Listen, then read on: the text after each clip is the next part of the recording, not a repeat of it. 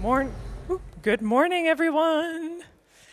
Welcome to the second edition of Dutch Game Day. And despite the NS trying to mess up our plans, I'm really happy to see that all of you are already here so early in the morning. So thanks for that. I'm going to keep it really short because we want to be on time. So quick shout out to our sponsors who make it all possible today: Audio Kinetic, Huawei Cloud, and Behavior Entertainment. Now I'm going to give the microphone to Alessandra van Otterlo, our program manager for today. Thank you, Martina Spaans, Dutch Games Association. She organized everything. So welcome, everyone, and I want to thank all our speakers and everyone who's here to contribute to this day. And I would like to give the opening word or the opening talk to Dennis Micka van Guerilla Games. Have a good day.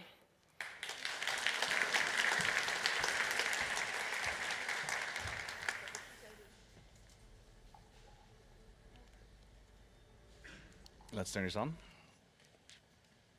Good morning, everybody, and thank you for getting out of bed this early for this talk. The title of my talk is Designing Cauldrons for Horizon Forbidden West. But before we start, who here has played Forbidden West or Zero Dawn? That's a good number. All right. Allow me to introduce myself. My name is Dennis Micka, Senior World Designer at Guerrilla Games. And for me, there are two games that were pivotal for getting me to where I am now.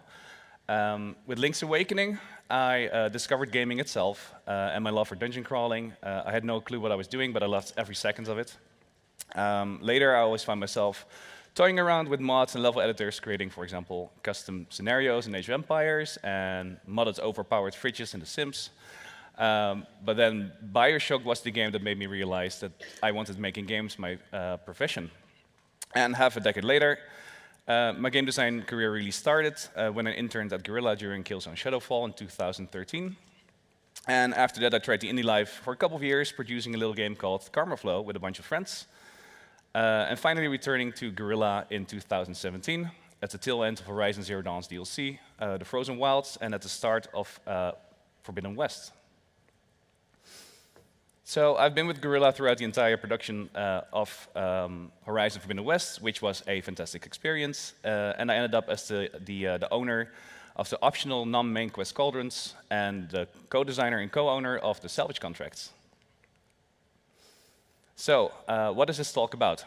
This talk is about the development of the optional Cauldrons in Horizon Forbidden West, zooming in on the Tallneck Cauldron specifically. I'll cover the biggest differences between quest and world designers at Guerrilla. And this talk will be more about my personal experiences and thought processes, and less about the ins and outs of level design. And sprinkled throughout this talk, I'll dedicate a slide to every lesson I've learned building these levels and summarize them at the end. And most of these are universally applicable, so even if you're not a level designer, they can hopefully be useful to you. To get something big and important out of the way, what the heck even is a cauldron?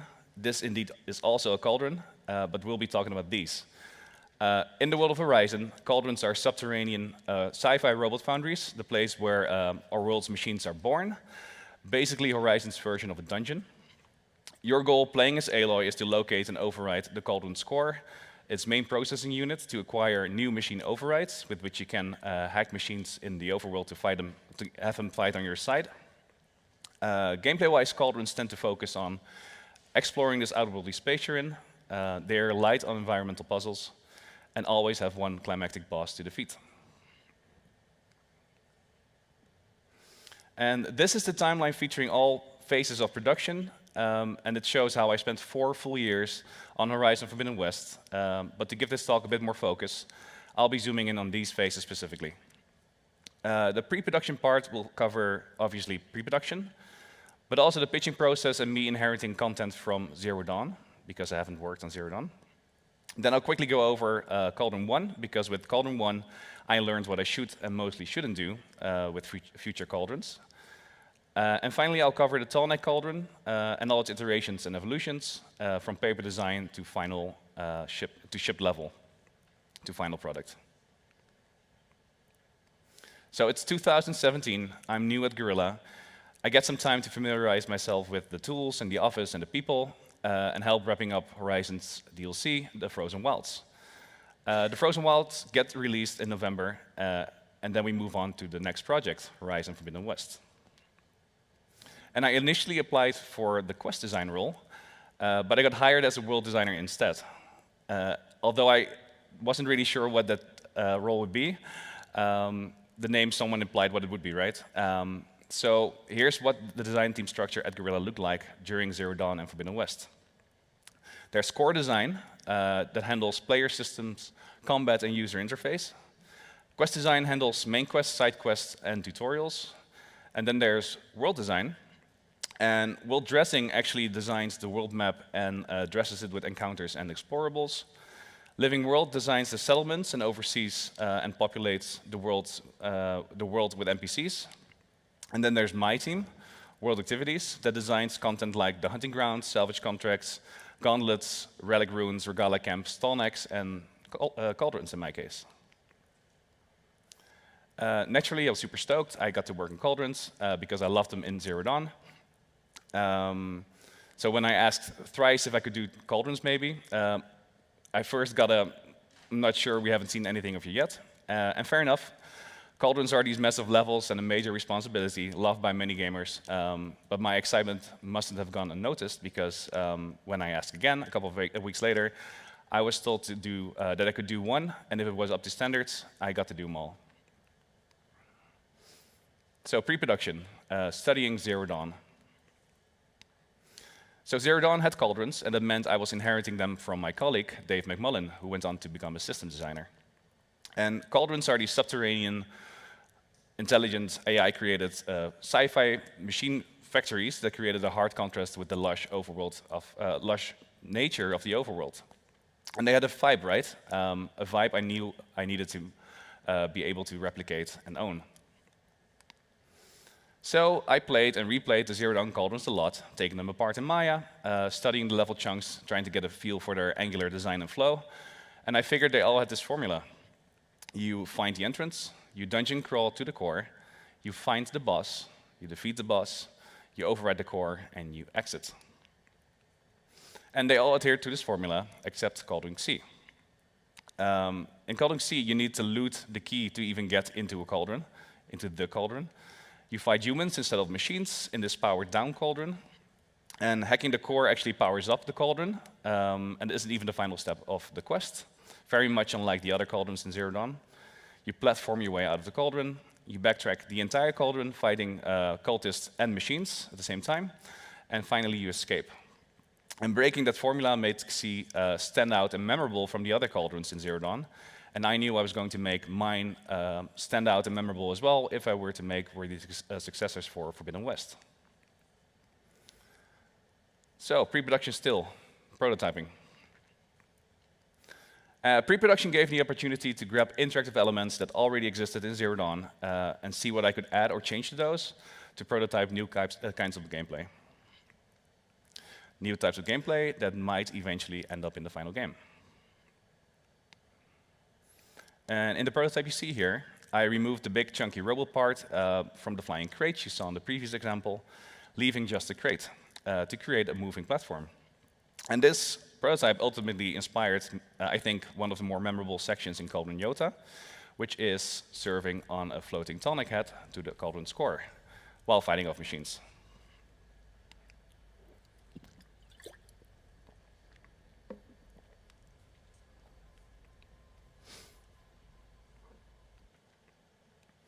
And tech design is the team that creates, among other things, the interactive objects we need to create interesting gameplay.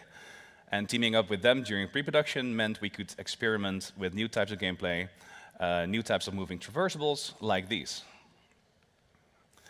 And thanks to the early team-up and quick iteration process, we were able to create a big toolbox of interactive objects we could cherry-pick from later during development. And that brings me to the first takeaway. Make good use of your pre-production time. Start prototyping early to build a library of stuff you can cherry-pick from later during development. And meanwhile, I was putting together a very high-level pitch document to show my lead where I wanted to go with cauldrons. And that initial pitch document wasn't much more than a one-pager per cauldron. And keeping the Zero Dawn cauldrons in mind, I tried giving each cauldron its own theme, both aesthetically and narratively, and gameplay-wise too, which were not used in Zero Dawn. And I pitched the following. A basic cauldron, because I knew I would go nuts with the others, so I needed some kind of baseline. A tall neck cauldron, the big star of this talk. A cauldron that got cut. A dying and overgrown one, this became Cauldron Chi. And a flooded one, this became Cauldron Kappa. And I know it's a lot of Greek letters, but the only ones you will need to remember for this talk are Cauldron Mu and Iota. And that brings me to a big difference between Quest and world design. I'm highlighting this because I think it adds to understanding the way world designers like me design their content. So the Quest design team has limited inputs on main quests during the conceptual phase. They have more liberties with side quests, which they get to pitch to the narrative team and the quest lead, who then pick the ones they like most. And then in a more workshopy way, writers and quest designers then work together to create a narrative summary that designers need to start building their quest. And where narrative is leading for quest design, world activity design gets to enjoy a more freeform way of designing content, simply because we have fewer narrative restrictions. And world designers can basically start building whatever they want, with approval from the game director and narrative, of course, continue building that content, and have narrative come in at the end again. All right, so Cauldron Mu, my first cauldron.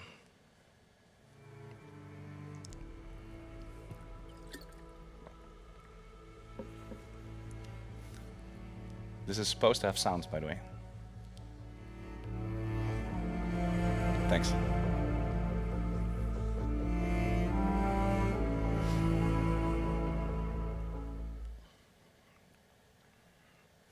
All right, so I got to build my first cauldron. And I'm going over this one a bit quick, because it's Cauldron Iota where it's at. But it did teach me some very valuable things going on to the next cauldrons. So Cauldron Mu was deemed good enough. It scored really well on the external playtest, so that meant I was going to do them all. Yay. However, Mu wasn't without problems. It was also too big. I nearly gave my environment artist back then a heart attack when I showed him my first mock-up. And he said, Dennis, let's just make sure your other cauldrons are smaller, okay? It took too long before the player was able to see her end goal. The core at the end of the cauldron, the canyon you see on the screen. Letting players explore a bit, not knowing where to go initially is fine, but it just took too long. It was also too disorienting. I was too obsessed with squeezing game time out of an environment. So I kept looping the players around the same spaces, something that confused a lot of players. And my combat spaces were too small, but it was mainly because my level was too cramped with everything, completely killing the pacing. I had too many challenges and too many traversal challenges and encounters in a row, leaving no space for breathers. My level's intensity curve was just way off. So post first art pass, I was urged by the game director to smoothen out the start of the level, because it took too long to get a sense of where you needed to go. And this is what Mu looked like before the rework, before the second art pass, before the second art pass, with a player's path kind of like this.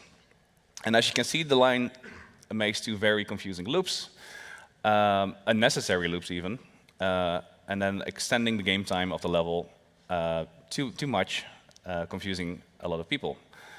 So this is what we ended up cutting to get the player to this point more quickly, and show you the end goal way sooner, the door leading to the core.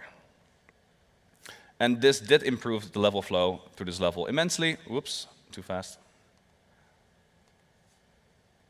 As confirmed by a bump in the level's playtest scores. All right, you already saw it, but this is a snippet from Cauldron Mu after the first art pass. And the arrow on the map gives you an approximation of where we are in the level at the start of the video. And there will also be a super nifty blue line to show Aloy's path for those who are interested. So this section perfectly shows how I tried to cramping too many things into one level. You just got off a gigantic moving arm that could be considered climactic, and I immediately give you another conveyor climb challenge, giving you 0 rest. And the shield I always liked because it gave you a sneak peek of the machines behind it, and you'll see in the next video I've kept it. But the way this tunnel flows out of this section and into the new section wasn't too great.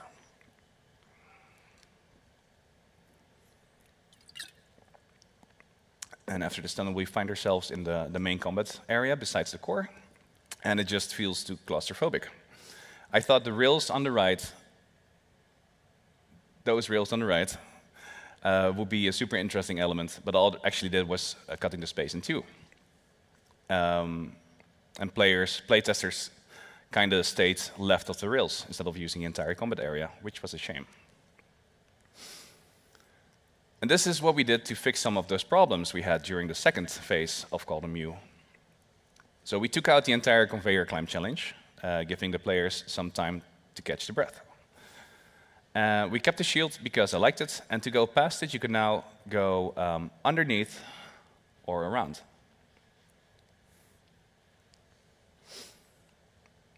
And the little crawl space,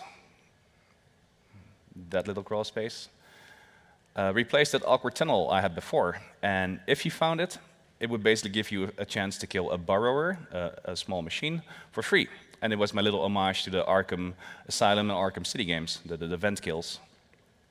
And we also ditched that rails that divided the combat space into two, and we replaced the super jumpy long leg with a less jumpy shell walker. And before we move on to Cauldron Yota, here's a quick size comparison between the four cauldrons, showing how incredibly large Mu turned out to be compared to the other three cauldrons that followed. So that's Mu right there. Here's Yota, the tall neck cauldron. Here's Chi, the overgrown one, and Cauldron Kappa, the flooded one. And I'd like to believe that with every cauldron I made, I was getting a bit better in building a more compact cauldron without sacrificing the quality of the cauldron experience. Takeaway number 2. Bigger isn't always better. Less is more. Cauldron Yota, working title, The Cauldron.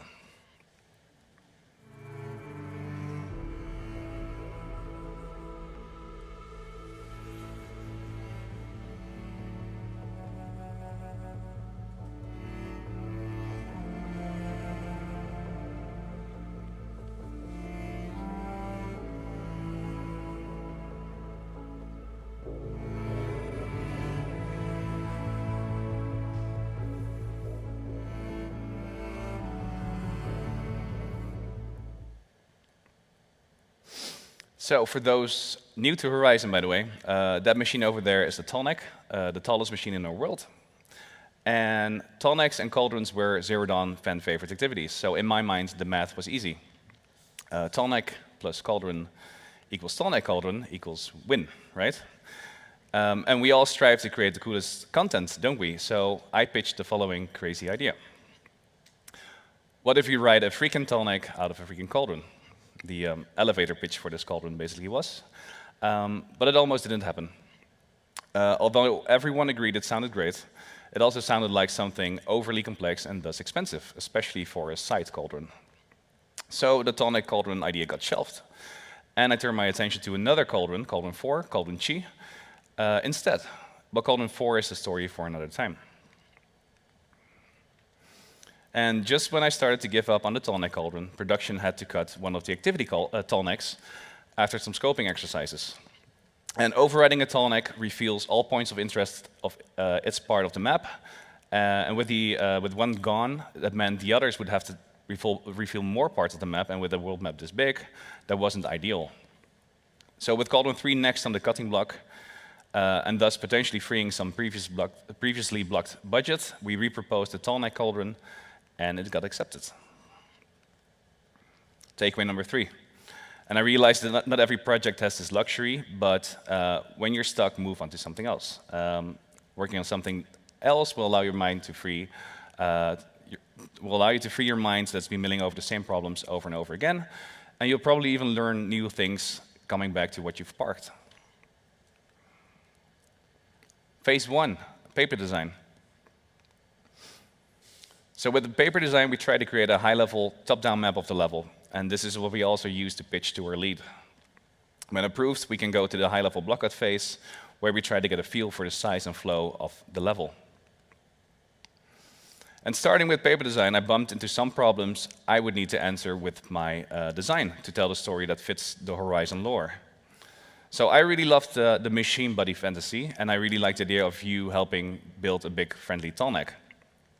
But it didn't really make sense because a self-sufficient, highly intelligent robot foundry doesn't need a puny human to build its machines, right? So cauldrons don't need alloy. So Iota would need its production halted somehow. And another problem was that lore-wise, Aloy wouldn't be interested in helping a machine get built because her only goal, her only goal and reason for entering a cauldron, that's only really distracting her from saving the world, would be the overrides she gets from hacking that core. So I would need a reason, so I need to make this Aloy's problem too, somehow. And finally, how am I getting Aloy on the tallneck while exiting the cauldron, while the core is supposed to be the thing that usually transports her out of the core? Not even mentioning how am I going to get an entire tallneck out of a cauldron through a tallneck-sized door in the side of the mountain. So to make this work, I needed the tallneck to become Aloy's goal as well. And what could the tallneck do to help Aloy? So many questions to answer. So version 1, this is what I came up with. Actually, there was also version 0, but that didn't get through the paper design phase because I was about to fall for the same mistakes I made with Cauldron Mu. Like Mu, this one was destined to be too large, too complex, everything, all the bad things. The next design did survive the paper design phase. So in an effort to solve the aforementioned problems, I had a strain of Hephaestus infection taking over the core, just like it did in the Frozen Wilds. The idea was that Hephaestus, one of the rogue AI from our game, would have taken over and repurposed this cauldron, this facility, to create big combat machines to hunt humans, instead of the big friendly tallnecks. And Aloy would need the tallneck's EMP, its electromagnetic pulse, to purge the physical infestation, but for that to work, she would need an intact tallneck. So I figured tallnecks would exit cauldrons through a missile silo-like door, a door Aloy wouldn't be able to open, and this would be right above the cauldron's core room. You'd find another way into the cauldron, and you would enter the cauldron by rappelling in, giving you a clear overview of the problem, which is the infection. And by rappelling straight into the core, I really tried to break that cauldron formula I mentioned before, where the core usually would be your last room. You would only see the unfinished tallneck after moving closer to the core itself, presenting Aloy with a potential solution, the tallneck's EMP, and your quest would become fix the tallneck. You would then climb around the tallneck, bringing you to this tunnel on the right here, leading you into an area where the cauldron would normally produce fins for the tallneck, the one Aloy uses to climb to the head of the tallneck. And Aloy would do some stuff like climbing across these frame smelters you see here, stuff I would later design, but this high-level mock-up was mostly there to get a feel for the size and flow of the level, to prove the concept. And in this room, Aloy would purge Hephaestus from this side of the cauldron, allowing it to create the fins again instead of combat machine parts. And following the newly produced parts, you get looped back to the main room where you would see the fins getting installed onto the tallneck's body. And with the fins installed, you could now reach the other side of the cauldron by partially climbing the tallneck, using the newly installed fins.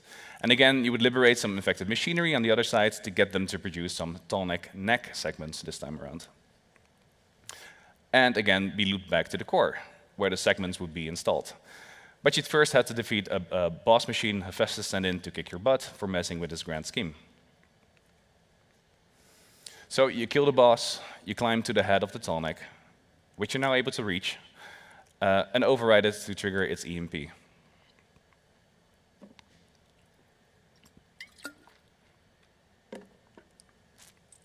Then you jump down, and the EMP zaps away all Hephaestus tendrils. You hack the core for your precious machine overrides. And because we wanted that epic tallneck exit I showed you before, you would have to climb the tallneck again. And that flow was pretty horrendous, right? Because you kind of just want to exit the cauldron after hacking the core and not climb the thing again. So, You also recognize the moment where you and someone else think up the same idea and independently of one another. The narrative team really wanted to use Hephaestus in the main quest. The main quest that ultimately became Cauldron Gemini.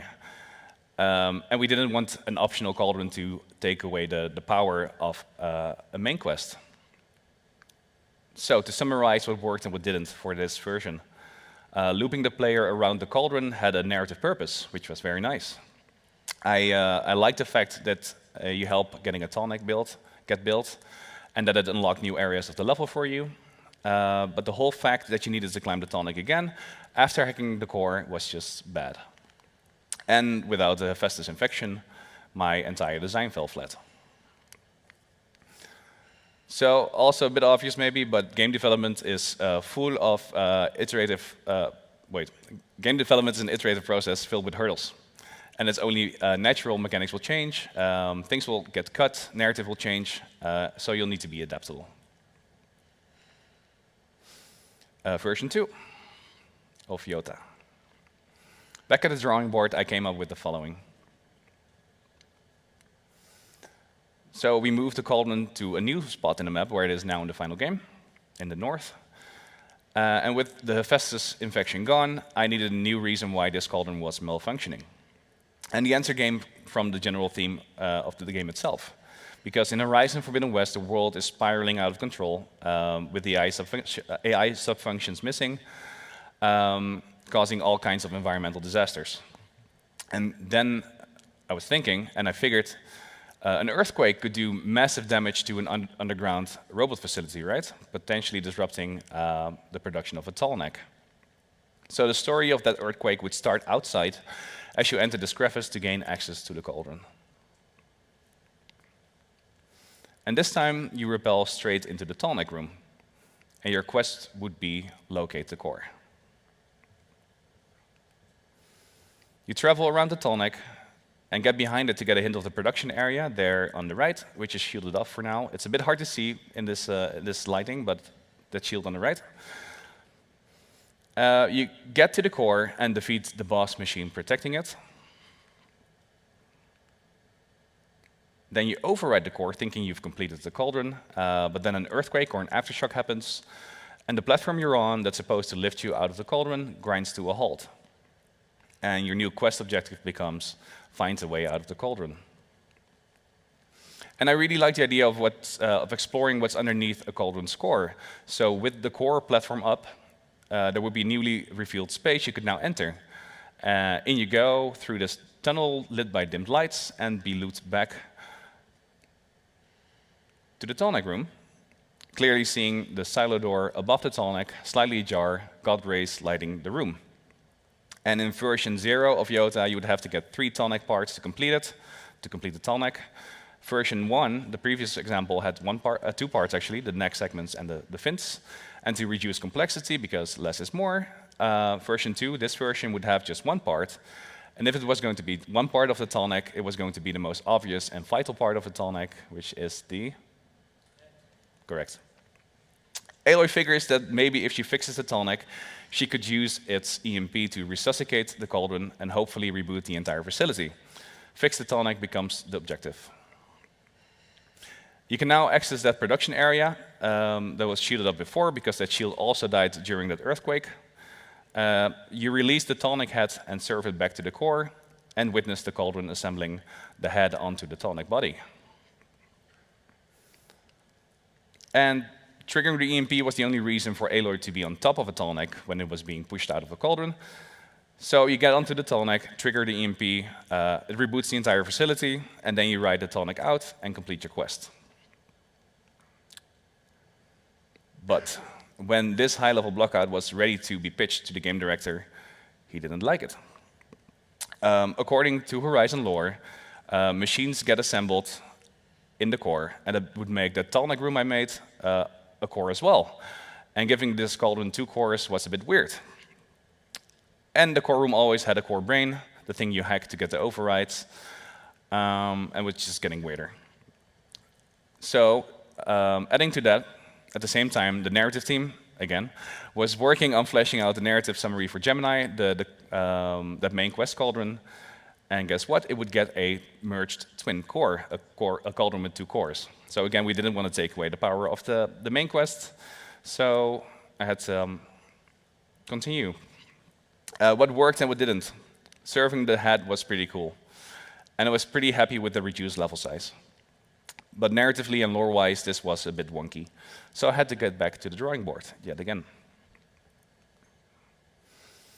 And the sooner you start with a high-level blockout of your level, the sooner you'll realize your paper design is potentially flawed, or it just didn't translate that well into 3D. Fail early to identify this as soon as possible, and reiterate. But all that failing early also has a big downside. With deadlines creeping ever closer, and me still being stuck in the paper design phase, running out of ideas fast, I found myself scribbling dozens of could-be Cauldron Yotas, but none really clicked for me. I had all these separate level chunks and moments in mind, but I couldn't figure out how to fit them together. And I was starting to think that maybe I didn't belong at Guerilla, that I would be found out real soon. But then, luckily, as I was working on Cauldron 4, I thought of how smooth that went, how smooth that process was. So something that worked really, really well for me working on Cauldron 4, Cauldron Chi, was working around my big set-piece moments and build from those. And for Cauldron 4, it was the big puzzle arm room. So I would get that one room right and then branch out from there. And I figured I should do the same for Cauldron Yota. So finally, things started to click for me, and I came up with this paper design. And here's one quick slide to show the evolution of all paper designs. And before we move on, another takeaway, because the imposter syndrome is real. But don't let it get you down, because everyone has had this at some point, and if they say they don't, they're probably lying. And with this being the version that made it into the final game, I'm going to fly past the blockout stage straight into first playable, pre-first art pass. And first playable basically means your level has all the things, all the elements it needs in any passable state, and your quest is fully progressible. And once your level reaches this stage, it will be implemented into the regular external playtests and provide a continuous stream of feedback. And now this is very important because I'm going to show you this level the same order. I build it in set piece to set piece, room to room, moment to moment, so it will not be chronological, but hopefully not too confusing. So we start with the core. Cauldron Yota's big set piece moment would, of course, be that climactic tonic exit. So I started with a space that would house that sequence.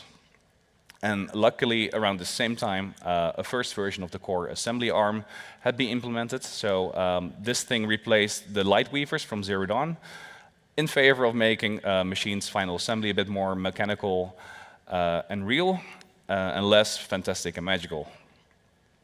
Now I could suspend the tonic and keep the floor clear for the boss fight as well, a problem I bumped into continuously with my previous versions. A tonic head that had sadly never reached its body lay on the floor in an effort to do some environmental storytelling and some foreshadowing. So in the core, you'd fight and defeat the boss. This behemoth we just killed is a placeholder for the would-be rotor back. So you hack the core to get your machine overrides, and hopefully subverting expectations and making people think they actually finished the Cauldron. And luckily, playtesters' feedback told us exactly that, which was funny. But this time around, the core platform stops because there is an unfinished tallneck in the way. I carried over the going underneath the core idea from my previous blockout and extended it a bit with something we prototyped during pre-production. Remember these? And then, a bit like a painter, I went on to work on a whole different section of the Cauldron. So, serving the tonic head would also be brought over from my previous version. The head would be stuck on a jamming racking arm, something we had to modify a bit so it could actually hold a big tonic head. And I made sure to create the best possible view for the reveal and ended up with something like this. Then I created the path the head would take to the core. some connecting the previous area with the core room. And the path had a subtle bend in it, so your destination, the core, would be obscured, so you couldn't exactly predict how long this ride would be. And as you turn the corner again, it would be possible to see the core behind an energy shield. And organics, like Aloy, can't go through energy shields. So you'd have to get off at any point of the ride and find a way around. At some point, you find this tunnel that leads you back to the core. And while you are in the tunnel, the head will be mounted onto the tonic body. And when you open the door to the core, you'd be just in time to see the final seconds of assembly. And this way, we could skip an expensive assembly scene. The view I wanted you to have of the tonic dictated the way this tunnel connected the two rooms. And in my very first block out of this section, I had you come in from a whole different angle. A bit lower too. But there were some problems with this. You would leave the headroom, I'm calling it the headroom, like this. But it really felt really awkward because the tonic head you're supposed to follow would go straight to the core, like this. It's pretty much the same mistake I was making with column U, with that weird awkward tunnel I showed you before. Secondly, I was going to do this weird going down only to climb back up again, like I did in the first version of Jota. The view I had wasn't as epic as the one I ended up with. And lastly, climbing up a tonic's butt is not that charming. Anyway, Aloy would comment on the core assembly arm that's malfunctioning and unwilling to let go of the unfinished tonic, the finished tonic. And she figures, here we go again, triggering the tonic's EMP would maybe zap it loose. You would then climb the core assembly arm and get to the tonic and get to its head to trigger the final sequence.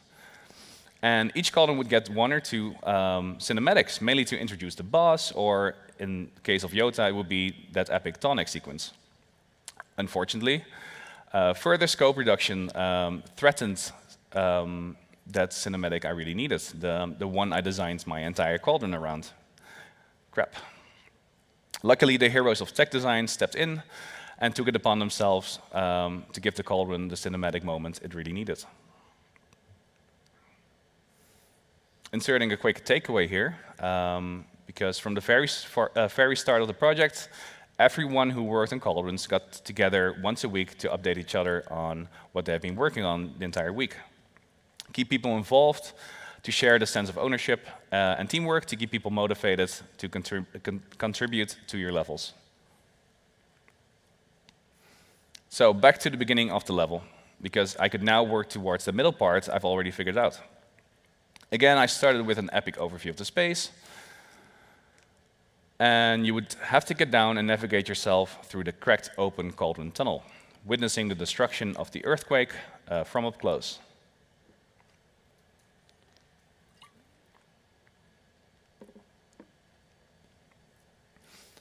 Something that was totally skippable when Aloy's glider, the shield wing, was introduced into the game at some point, as demonstrated perfectly by this playtester. But at this stage of the project, it was deemed acceptable.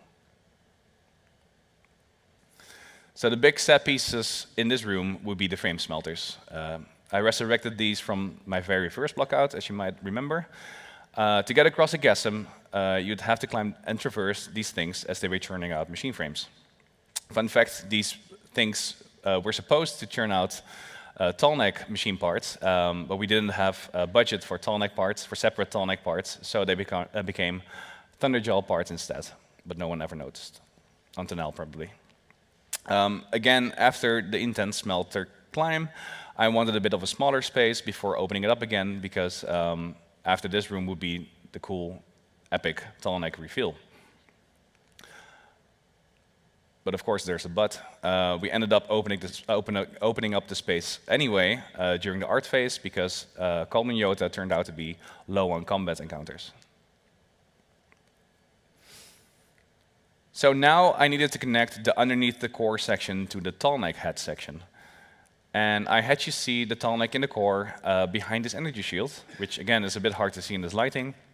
but it's there to re-establish some spatial awareness. Then I added these reversible bits to tie it all together, and you might remember those moving crates from the prototype section of this talk, and they were perfect to get the player up there for the tonic head reveal. And the orange blockout geometry I used to draw attention, and they would later be substituted with a lighting pass. And the tonic head itself is completely obstructed until I want you to see it. So with everything in, I needed to make sure the entire cauldron fitted underneath the world. And that dictated how long the tunnel from the overworld leading into the cauldron would ultimately be. And this might be my biggest and most important takeaway, for me personally at least. Design backwards or around set pieces. Starting with your biggest moments in your level can help you figure out which story beats you need to hit, or what mechanics you need to tutorialize to get to that point. All right, so we fly straight into the second pass, where we get one last chance to get the art team to do stuff that aren't for bug fixing. Around this time too, a writer would have written Aloy's self-talk to replace my designer-made self-talk, which will eventually be recorded by Ashley Birch, and replace the robo voices created by our engine. So after a bunch of playtests, we amassed a bunch of feedback. And these were the must fixes for cauldrons in general, and Cauldron Yota specifically. So dying in a game is never fun, and cauldrons scored the highest on player deaths. Core room sizes were deemed too small to comfortably fight boss machines in. And some playtesters managed to miss the tonic reveal by not looking at it at all. And to my surprise, some players got super stuck in the space underneath the core. So cauldrons were death traps, and I designed them to have lots of pits that would insta-kill you. And not because I hate you, but because I always thought cauldrons were not supposed to be very human-friendly. Luckily, player deaths in cauldrons were greatly reduced after the second pass, after covering up a bunch of the worst offenders, like these in the videos. And for consistency, I took the size of Zero Dawn's Cauldron cores, but you couldn't comfortably fight Forbidden West machines in them, so we scaled them up by 1.5. Easy fix. And some players managed to miss the initial tonic reveal, so we started experimenting with camera magnets. Like this one you can see in the video, but it was too sticky and too janky. So instead we opted for a super sleek sequence that isn't playing. Let's try again. There we go. So Marcin Matuszczyk from Tech Design turned it into a super sleek sequence, which made it impossible for anyone to miss the tonic reveal, because it's a very important story beat, right? We also added a disc-like frame where the tonic head would ultimately be placed, because a completely decapitated tonic looked way too brutal.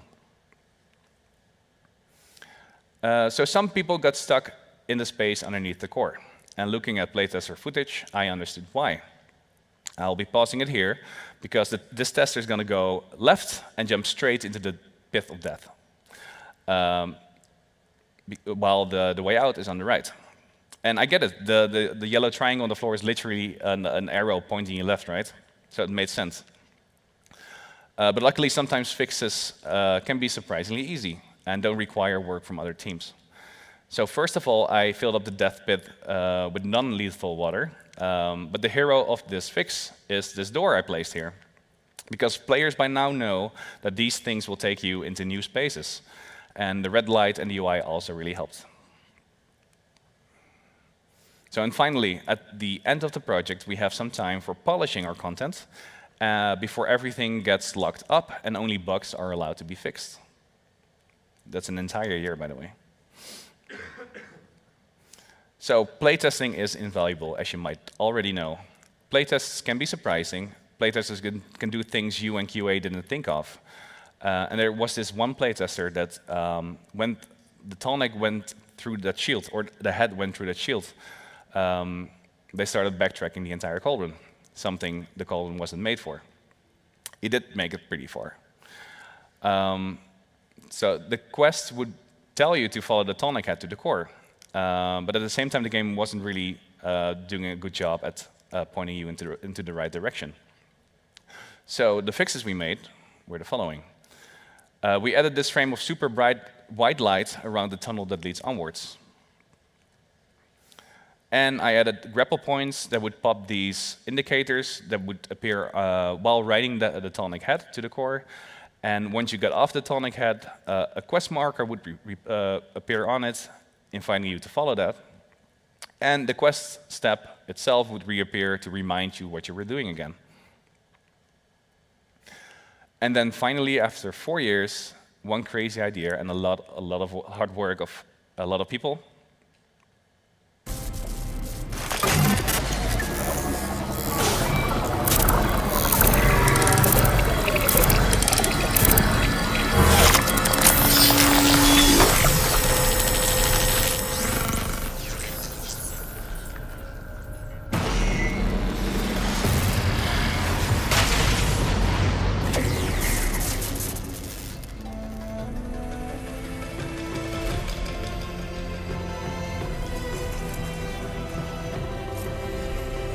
It worked!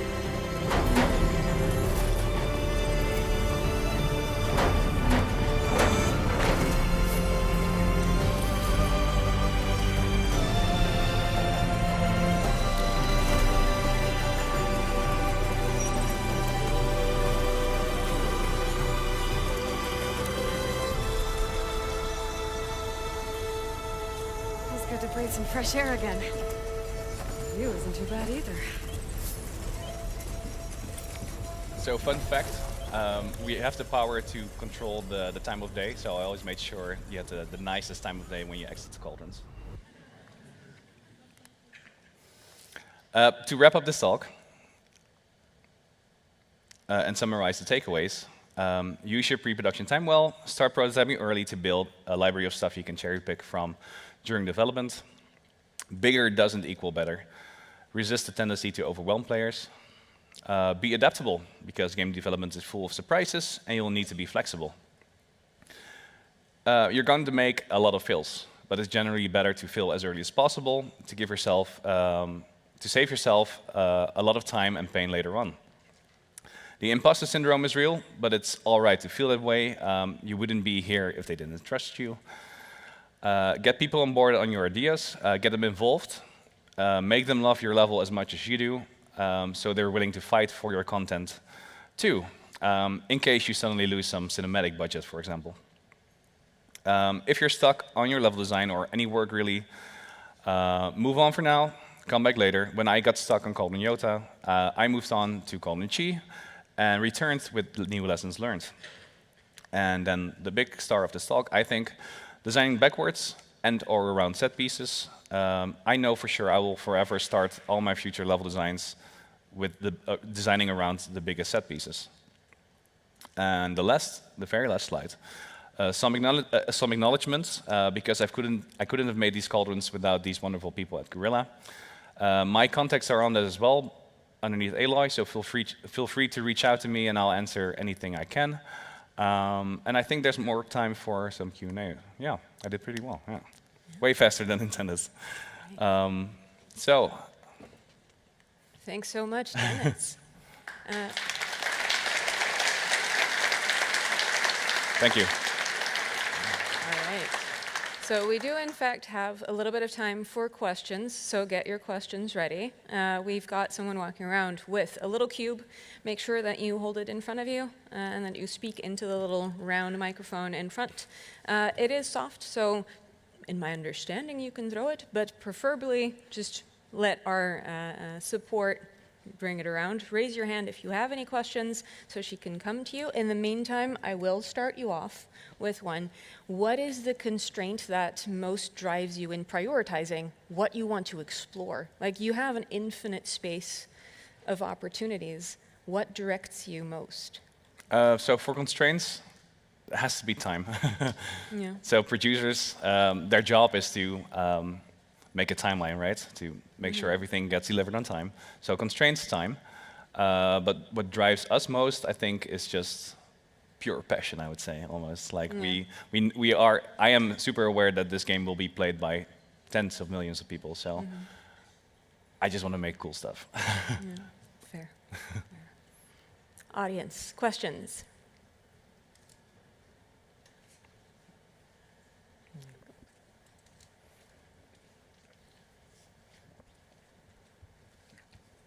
Hello. Hello. All right, very curious about this box. Thank you so much for your talk, Dennis.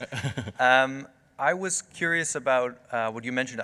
Maybe I missed it, but you talked at first about the narrative constraint of the robots, the tallnecks, not being able to be made outside of their core. But now this was, I didn't entirely understand how you fix that, basically. Like, why does it work now, but it didn't work before?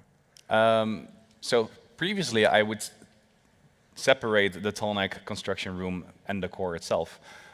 And the fix would be just to move the tallneck into the core. Why I didn't do that at first? Because I thought it would be too distracting.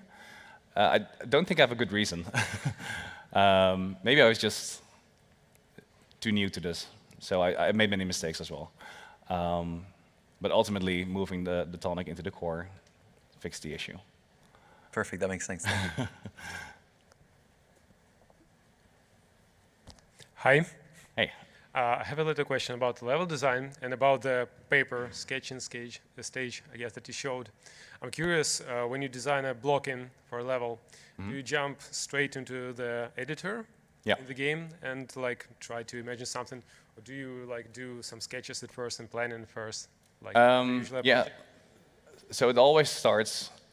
I think everyone has their own methods, but I prefer to start on paper, like actual paper. I start drawing stuff, like just 2D maps, nothing too specific, nothing in depth. That's what I pitch to the lead, and when approved, so I basically talk him straight through the flow of the level, right? Showing my little paper thing. It's a note really with some scribblings. And then indeed I go straight to the editor and then start building these rooms. Start with the high-level blockout first. So it's first translating that what I've drawn on paper straight into 3D, and just walk through it to get a sense of the space and the flow and the timing it takes to walk through the level. And then I do the same thing. So I go through that with my lead, and then basically go like, okay, Elo goes here. Here's some fighting sequence, and here you climb, and here you do this. And then he's like, yeah, sure, okay. And then you basically do that, and then once that's approved, you start building out those things you've pitched. And then you probably learn things don't work at all, and you need to refine stuff. So what also happens is that some things do work, and then some things don't. So you end up with a weird version where you have some empty rooms, and I would just put in debug text like puzzle room or challenge room, and then fill it in later. So I would just work on what I know I want to make and what feels right, and then come back to those spaces, and then eventually everything comes together. That's awesome. Thank you. You're welcome. More questions? One back. Very last, I think. Thanks. Hi, Dennis. I wanted to ask, how do you deal with the feedback when pitching your ideas? You've got your heart set on this idea. How do you deal with the feedback, negative feedback that comes back, or feedback that crushes your idea? It's always rough to kill your darlings, right? And I think, personally, at first, I had the hardest time accepting the feedback. But at some point, I also started to tell myself, like, these people, the lead and the director at Guerrilla or AAA Studios, have been doing this for 20 years, so they probably know what they're talking about. And usually it was true. Sometimes it wasn't, but usually it was true. So dealing with negative feedback, it's hard, but it's necessary. So usually they don't tell you, they don't give you the negative feedback if they don't think it's honest feedback, right? And it's hard. And what I'm trying to tell is that try to find the good parts of that. And yeah, I think that's the answer. So flipping it from negative feedback to positive feedback, of course you already touched on the fact that optional content is a perfect place to explore and then bring that content into the rest of the game. Could you touch a little bit on how that process works of how do you figure out what content you've experimented with that works to use in other places? Does that only happen like after playtesting? Does that only happen after release for the next DLC, etc.? Like, how do you listen to all the positive noise to filter out like what has really worked out well? Yeah. So I guess your very first version, that's also the mistake I was making at the start, is that you try to put all the cool stuff, all the cool ideas you have into this one level, right? But it just becomes noisy and overwhelming and distracting. So I was talking about a player intensity flow that was completely off with my first versions. But positive feedback is always super welcome, of course. But can you repeat the question? Repeat the question. Yes. Yeah, so how do you filter out from all the positive feedback to the bits and pieces that you want to carry over into maybe other cauldrons, maybe other experiences? That's a good question. It's a bit of a gut feeling, I guess. Yeah, but you also can't go too wild with too many things because you need to make everything consistent. That's the key word I'm looking for. Yeah, things need to be consistent. Yeah, okay, interesting. Okay. Any further audience questions?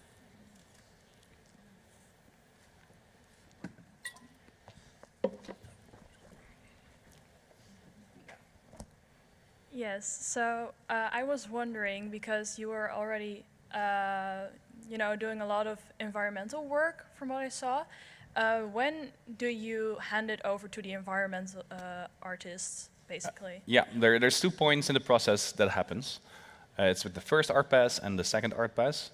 And the first art pass happens as soon as your entire thing, your entire level has all the things you want. So everything is there in one way or another. It could be interacting with something, could be just a button press and it's nothing fancy, but it works. And your entire quest flow has all the things it needs. Then you hand it off to art to do a first art pass. And then they'll together, so I usually, when I hand it over, I make sure to sit down with the artist and then talk through the entire thing, making sure they don't miss anything. And I'm also the annoying designer that goes to their desk once a day, like, how are things going? Because I've learned the hard way that if I don't do that, things get lost in translation. So artists will start working on it, and then if you don't check up with them, well, it's not checking up, it's syncing. Sorry, used the wrong word.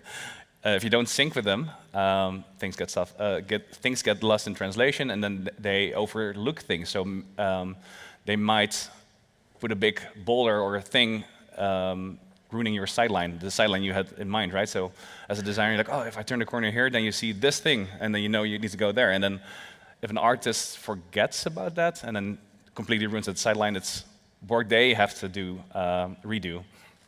So that's a shame. So after that first art pass, it's actually already in the playtests, but after that first art pass, we get a rough lighting pass to at least make it a bit more visible, because especially with cauldrons, after an art pass, the level's super noisy. Like there's all these little things and details everywhere, so we need a lighting pass to get proper feedback from it. And with that feedback, I start changing the level. So maybe players are getting lost in a certain position in the level, location in the level, or spaces are too crowded, or whatever reason. I start blocking out over that level, arted level again. Basically resculpting the things I've done, and then hand it back to the artist again for the final art pass. The second art pass is basically the final art pass. And then they fix all those things I want changed. All right, thank you. All right, thanks so much, Dennis.